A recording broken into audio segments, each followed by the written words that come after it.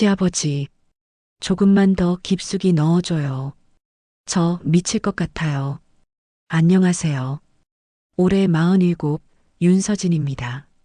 겉보기엔 평범한 며느리로 보이겠지만 제 안에는 매일 불이 타오릅니다.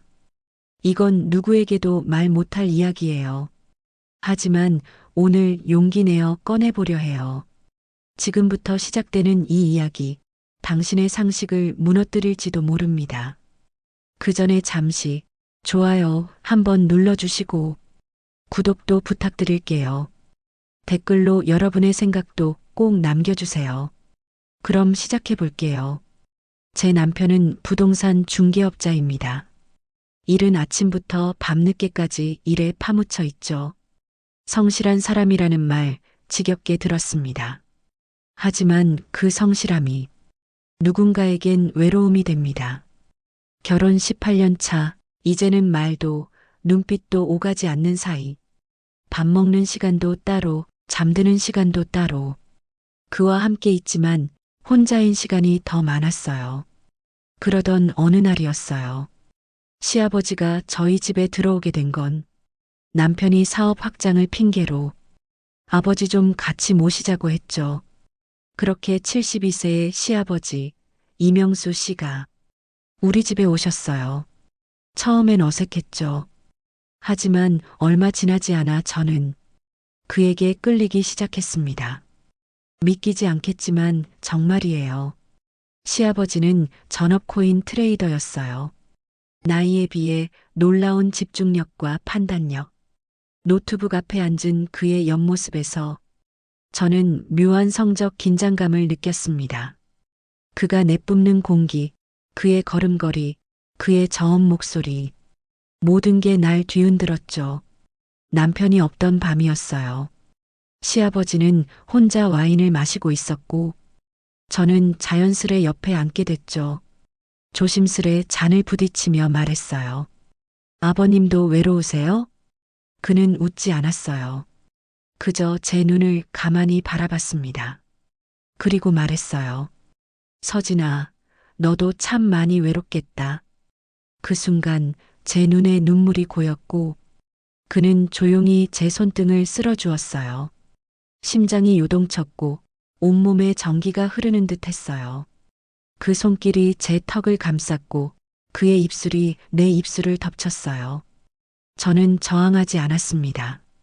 아니, 오히려 더 끌렸어요. 숨결이 섞이고 몸이 겹쳐지던 그 순간 금기가 무너졌습니다. 그의 손길은 너무나도 부드럽고 그의 숨결은 내 심장을 미친 듯이 뛰게 했습니다. 조금만 더 깊숙이요, 아버님. 그 말은 제 입에서 터져 나왔어요. 멈추고 싶지 않았고 그도 멈추지 않았습니다. 그날 밤 이후 모든 게 달라졌어요. 나는 그가 있는 부엌에서, 거실에서, 욕실에서 숨죽여 쾌락을 나눴습니다. 죄책감보다 더 강한 건 살아있다는 감각이었어요. 시아버지는 말했죠. 너는 이제 내 여자야. 그 말이 나를 숨쉬게 했습니다. 남편은 여전히 바빴고 우리는 눈짓 하나로 욕망을 전했습니다. 숨기고 숨기고 또 숨겼지만 그것이 오히려 우리를 더 뜨겁게 만들었는지도 모르죠. 그 이후 아침에 눈을 뜨고 부엌에 마주 앉아 있는 그를 봤어요. 시아버지와의 첫날 밤, 그건 절대 실수가 아니었어요. 커피를 내리던 그의 손등을 내가 잡아버렸고 그는 날 보며 조용히 웃었어요. 괜찮아. 그 짧은 한마디에 모든 불안과 죄의식이 녹아내렸어요. 그날 이후로 우리는 같은 집안에서 은밀한 연인이 됐죠. 남편이 새벽까지 일하는 날이면 그는 내 방으로 조용히 들어왔어요. 그리고 아무 말 없이 내 허리를 감고 입술을 맞대고 숨소리를 섞었어요. 그의 체온은 남편에게선 느껴본 적 없는 생생한 생명이었어요. 내 안의 여자로서의 감각이 매 순간 되살아났어요. 거실 소파, 욕실 세면대, 심지어 발코니 커튼 뒤까지 우리는 금기라는 말이 무색할 정도로 서로를 탐했어요. 그가 코인 거래를 마치고 랩톱을 닫는 순간 나는 자연스럽게 다가가 그의 무릎 위에 앉았어요. 요즘 어떤 코인이 좋아요? 이건 비밀인데. 그는 귓가에 대고 속삭였어요. 난 너한테 투자한 게 최고야. 그 말에 내 속이 간질거렸어요. 나는 그의 목덜미에 입술을 대고 손해는 안 보실 거예요. 그렇게 속삭였죠. 우리는 매일 조금씩 서로에게 중독되어 갔어요. 남편은 여전히 퇴근하면 노트북만 들여다봤고 나는 그 옆에서 시아버지의 메시지를 기다렸죠. 거실로 와. 지금 화장실에서 기다릴게. 짧은 톡 한 줄에 내 심장은 쿵쿵 뛰었어요. 그의 손길은 조심스러웠지만 내 몸은 매번 떨렸어요. 내 이름을 부르며 서진아, 너 정말 예쁘다. 그 말이 나를 숨쉬게 했어요. 그를 사랑했냐고요? 처음엔 그저 외로움의 구멍을 메우려던 감정이었죠. 하지만 어느 순간부터 나는 그를 기다리고 있었어요. 남편이 없는 시간이 그를 만날 수 있는 시간이 되었고 남편의 야근이 오히려 나를 설레게 했어요. 처음엔 이 관계가 곧 들킬 거라 생각했죠. 하지만 세상은 조용했고 우리 둘의 열기만 점점 더 뜨거워졌어요. 시아버지는 내 귓가에 이렇게 말했어요. 이건 죄가 아니야. 넌 그냥 너무 외로웠던 거야. 그 말에 나는 모든 죄책감을 잠시 잊었어요. 그가 내게 다가올 때 나는 더 이상 주저하지 않았어요. 오히려 그를 더 깊이 받아들였고 그의 숨결에 익숙해졌어요. 밤이면 침실 문을 살짝 열어놨고 그는 조용히 들어와 내 머리맡에 앉았어요. 손끝으로 이마를 쓰다듬고 내 허벅지를 어루만지며 오늘 하루도 고생했어.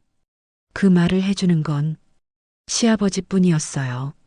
남편은 여전히 아침이면 전화기에 붙어 있었고 밤이면 코까지 골며 등을 돌리고 잤죠. 나는 그 틈을 타 베란다로 나가 그를 향해 작은 불빛을 켰어요. 그 신호 하나로 우린 다시 서로에게 몸을 맡겼어요. 이 관계는 단순한 욕망이 아니었어요. 내 삶의 유일한 활력, 내 존재를 확인시켜주는 한 사람의 진심이었어요. 그는 말했다. 나는 내가 살아있다는 걸 느끼게 해. 그 말이 거짓이라고 생각해 본 적 없어요. 이상하죠?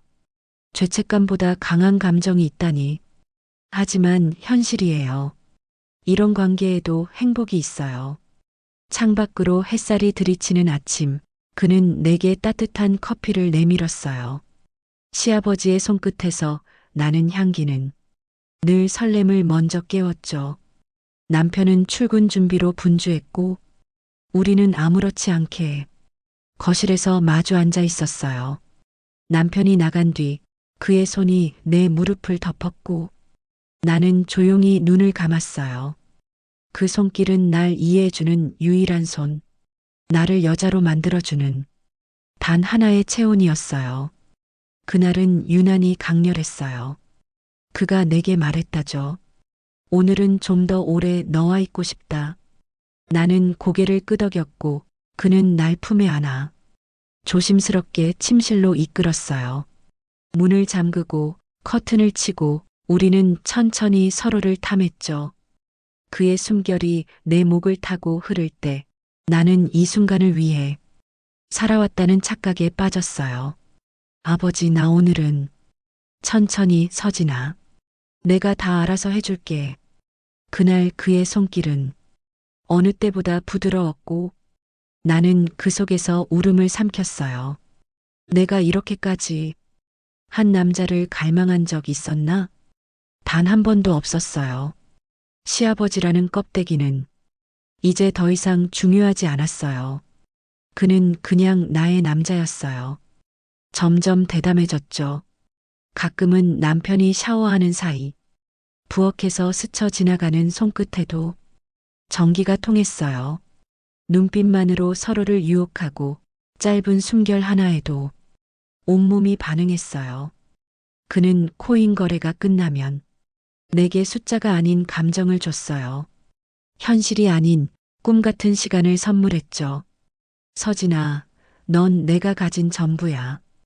그 말을 믿지 않으려 해도 그 눈동자를 보면 진심이라는 걸 알 수 있었어요. 하지만 문득문득 불안이 밀려오기도 했어요. 이게 들키면 어떻게 될까?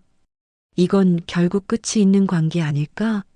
내가 이걸 계속 감당할 수 있을까? 그럴 때마다 그는 말했어요. 우린 아무에게도 해를 끼치지 않아. 그냥 서로를 살리는 거야. 그 말에 또 무너졌죠. 그래, 우리는 서로를 살리고 있었던 거예요. 남편은 여전히 바빴고, 나는 여전히 외로웠고, 그는 여전히 나를 따뜻하게 안아줬어요. 그런 날이 계속되자, 우린 마치 부부처럼 서로의 일상을 나누기 시작했어요. 내가 요리를 하면 그는 접시를 닦았고, 나는 그의 어깨를 주물러 주었죠. 밤엔 조심스럽게 침대에 누워 귓가에 속삭였어요. 아버지 오늘도 고마워요. 그는 내 볼에 입을 맞추고 손가락을 얹으며 말했어요. 서진아, 내가 없었다면 나는 이 나이에 죽은 목숨이었을 거야. 그 말이 내 가슴을 벅차게 했어요. 누군가에게 이렇게 절실한 존재가 될 수 있다니. 그게 비록 금기된 관계라 해도 나는 부정할 수 없었어요.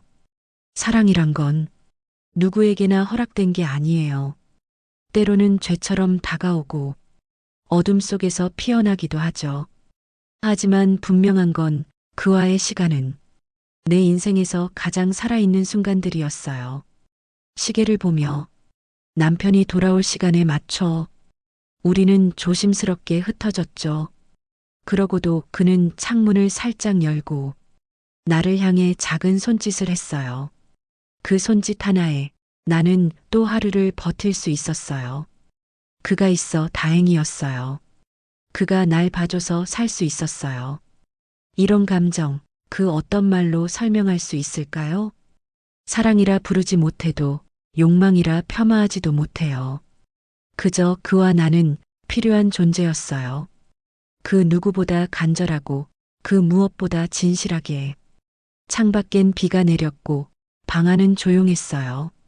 시아버지는 침대 머리맡에 앉아 내 손을 꼭 쥐고 있었죠. 비 오는 날은 너랑 있고 싶다. 그 말에 나는 조용히 고개를 끄덕였어요. 입맞춤은 자연스럽게 이어졌고 그의 손은 익숙한 길을 따라 내 몸 위를 부드럽게 지나갔어요. 입술, 목덜미, 가슴, 그리고 더 깊은 곳까지 숨을 고를 틈도 없이 그의 온기가 내 안으로 스며들었고 나는 그를 있는 그대로 받아들였어요. 아버지 오늘은 오래 있어줘요. 그래, 서진아. 오늘은 천천히. 그의 목소리는 낮고 단단했어요. 우리는 시간을 멈춘 듯 느리게 그리고 깊게 서로를 마주했어요. 그 밤은 욕망을 넘은 위로였고 내 안의 공허함을 가만히 덮어주는 이불 같았어요. 그가 내 머리카락을 쓰다듬으며 말했죠. 넌 정말 따뜻한 여자야. 그 한마디에 눈물이 났어요. 그동안 아무도 나에게 그런 말을 해주지 않았거든요. 여자로서, 인간으로서 나는 오랜 시간 버려져 있었어요. 시아버지는 그걸 알아봤고 그걸 안아줬어요. 남편은 여전히 자기 일만으로 하루를 채웠고 내가 누구와 시간을 보내든 관심조차 없었어요. 오히려 점점 더 시아버지와 나 사이를 의심 없이 믿어줬죠. 아버지 덕분에 집이 조용하네. 그 말에 우린 서로 눈짓만 주고받았고 웃음을 삼켰어요. 그날 이후 우린 더 자유로워졌어요. 남편이 없는 낮 시간엔 같이 장을 보러 나가기도 했고 근처 공원 벤치에 앉아 커피를 나눠 마시기도 했죠. 손은 잡지 않았어요. 하지만 그 손끝이 맞닿을 때마다 심장이 뛰었어요. 사람들의 시선을 피해 살짝 포개진 손등, 그 안엔 우리가 있었죠. 서로를 부르던 호칭도 바뀌었어요. 나는 그를 아버지 대신 그냥 명수 씨라고 불렀고, 그는 나를 서진아보다 더 낮고 부드럽게 내 여자라고 불렀어요. 그 말이 이상하게 듣고 싶어졌어요. 다른 어떤 말보다 내게 어울리는 단어 같았죠. 우리는 사랑을 나눈 뒤 같이 누워 경제 뉴스나 차트를 보기도 했고, 내가 요리한 간단한 안주에 와인을 나눠 마셨죠. 그 모든 일상이 비밀이라는 이름 아래 이어졌어요. 하지만 마음 한구석엔 늘 두려움이 있었어요. 이 관계가 들통나면, 모든 걸 잃게 되면, 그럴 때마다 그는 내 뺨을 손끝으로 쓰다듬으며 말했죠. 잃는 게 두렵다면 얻은 게 있다는 증거야. 그 말이 묘하게 위안이 됐고, 나는 그를 더 안고 싶어졌어요. 밤이면 나는 일부러 거실에 조명을 희미하게 남겨뒀고, 그 불빛은 그에게 다가오라는 신호였어요. 그는 조용히 문을 열고 내 옆에 누웠어요. 숨죽인 채 귓가에 입을 맞추며 잘 자, 내 여자. 그 말 한마디에 모든 외로움이 사라졌어요. 나는 남편을 사랑하지 않았고, 그 역시 나를 사랑하지 않았어요. 우린 오래전부터 각자의 삶을 살고 있었고, 그 안에 그가 들어왔을 뿐이에요. 그가 아니었다면 나는 여자로서 이미 죽어 있었을지도 몰라요. 하지만 지금은 매일이 살아있는 느낌이에요. 그와 숨소리를 나누는 이 시간이 내 전부가 되었어요. 세상은 알지 못하죠. 이런 관계를 뭐라 부르든 상관없어요. 중요한 건 나는 지금 숨쉬고 있다는 사실이에요. 봄이 지나고 여름이 다가오던 어느 날, 시아버지는 평소와 달리 말수가 적었어요. 무슨 일 있어요? 조심스럽게 물었더니 그는 긴 한숨을 내쉬며 말했죠. 서진아, 나 너랑 어디론가 가고 싶다. 여기 말고 아무도 없는 곳으로. 그 순간 가슴이 철렁했어요. 그가 떠날지도 모른다는 불안, 이 관계가 끝날지도 모른다는 공포. 도망치자는 거예요? 아니, 정리하고 싶어. 지금처럼 몰래 숨는 건 너무 아프다. 그 말은 이 관계에 대한 갈망이자 어쩌면 마지막이란 예고였어요. 나는 며칠을 고민했어요. 그와 함께 사라질 용기가 있을까? 남편, 사회, 가족, 이름. 그 모든 걸 버릴 수 있을까? 답은 내 안에서 생각보다 빠르게 나왔어요. 그가 없는 세상은 숨 쉴 수 없을 것 같았어요. 그 주 금요일 밤, 남편은 지방 출장을 갔고 나는 그를 침실로 불렀어요. 와인 한 병을 따고 그와 마주 앉았어요. 그의 눈빛은 흔들리고 있었고 내 심장도 떨렸어요. 우리 떠나요. 그 말에 그는 한참을 말없이 나를 바라보다 날 끌어안았어요. 정말 괜찮겠어? 나는 당신 없이 못 살아요. 그날 밤 우리는 아무 말도 없이 서로를 품에 안았고 끝을 알 수 없는 열기로 몸을 불태웠어요. 그의 몸은 여전히 뜨거웠고 그의 입술은 마치 첫날처럼 내 입술을 탐했어요. 숨이 멎을 듯한 정적 속 서로의 심장 소리만 들렸어요.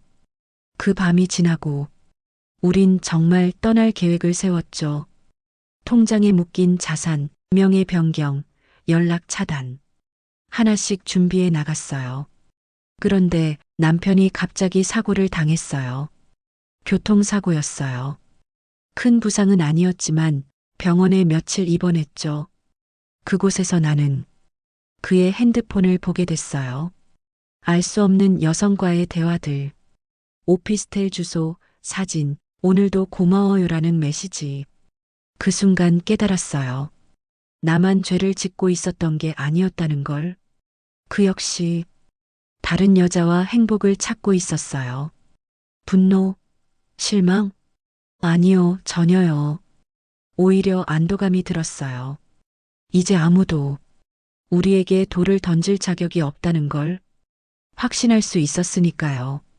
병실에서 돌아온 날 나는 그에게 말했죠. 오피스텔은 깨끗하던가요? 남편은 아무 말 없이 내 얼굴을 보더니 고개를 숙였어요. 그냥 각자 사는 거지 뭐. 그 한마디에 우린 무언의 합의를 했어요. 그날 밤 시아버지는 조용히 내게 다가와 내 손을 잡았어요. 이제 우리 괜찮은 거야? 응. 우리 그냥 여기에 머물러요. 떠나지 않아도 괜찮았어요. 어차피 우린 세상과는 다른 방식으로 살고 있었으니까요. 남편은 이제 내게 아무것도 묻지 않았고 시아버지는 여전히 날 따뜻하게 안아주었어요. 같은 집, 서로 다른 세계. 남편은 자기 방에서, 시아버지는 내 방에서, 우리는 낮에는 가족처럼, 밤에는 연인처럼 살고 있어요. 벌써 3년이 됐어요. 한 번도 들킨 적 없고, 한 번도 후회한 적 없어요. 남편은 오히려 더 바빠졌고, 내게 전보다 더 신경을 쓰지 않아요. 그게 오히려 좋아요. 우린 지금 가장 안전한 지하 공간에서 타오르는 불을 감추고 살고 있어요. 사랑이라는 건 꼭 정해진 방식으로만 존재하는 게 아니에요. 우리는 이 집 안에서 가장 치열하고 뜨겁게 사랑하고 있어요.